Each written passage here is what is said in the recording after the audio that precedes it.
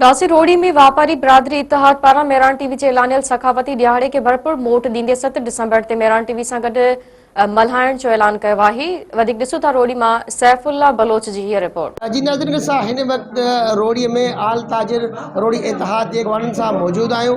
अचो त वधीक उन्हनि सां ॻाल्हि ॿोल कयूं, उन्हनि जो सकाफ़ती ॾींहं जे हवाले सां छा चवणु आहे। असां जो मेरान टीवी जो प्रोग्राम आहे 7 डिसंबर ते पंहिंजो अजरक टोपी डे जे हवाले सां असां उन जी बि अॼु डिस्कशन कईसीं। उन में बि असां मेरान टीवी सां गॾु ऐं मेरान टीवी जे हर प्रोग्राम सां गॾु असां फ्रंट में रहंदासीं।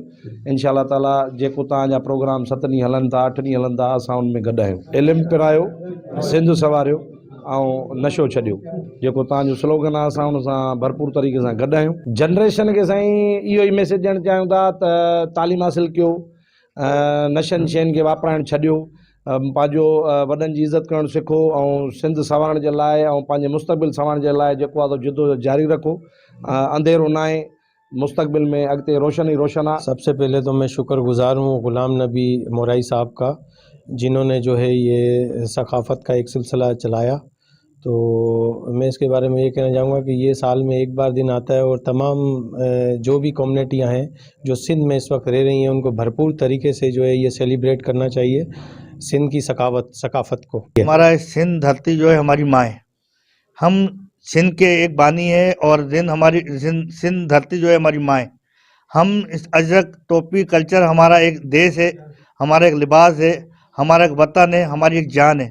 इस पे दिल जान सब कुर्बान है। हमारी कल्चर डे हमारा जो है हमारा एक बड़ा त्यौहार है। और नशा जो चल रहा है आजकल, आइस चल रही है, पान पराग गुटखा, हम चाहते हैं हमारी नौजवान नस्ल इसमें बहुत ख़राब होती जा रही है, इस पर थोड़ा कंट्रोल हो जाए। सिंध संवारियो, इल्मु पिरायो, नशो करण खां बची वञो।